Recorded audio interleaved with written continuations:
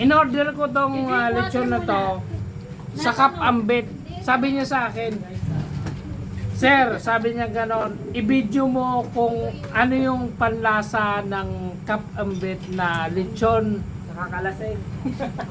Hindi nakakalasing. Ikat mo yan, kuya. Nangano si tito mo eh. Pero individual, yung panlasang, Pero masarap siya, di ba? At saka mura pa. Alam niyo kasi, nag-order kami ni Mrs. In-order namin mga, 16,000. Samantalang ito, 2,500. Ay, hindi. 12,000. Joke lang. 12,500. Napakamura. Cap Ambet sa Erosin. I-try nyo to. Napakasarap. At saka napakamura. Kaya ang logo nila, masarap na mura pa.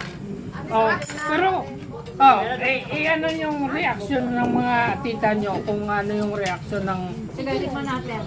Tigman mo, Tita Anda. Masarap siya, di ba? Tignan mo yung balat. Ito, tignan mo balat. Balat. Tignan mo yung balat. Alam mo naman, Papa. Sarap! Huwag muna. Anora. Titikman pa ninyo. Crunchy! Crunchy, di ba?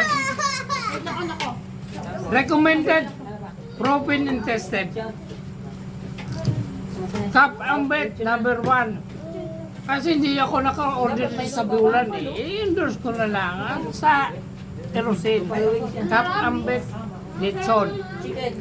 Try nyo. Satisfied. Bidyoan mo kuya.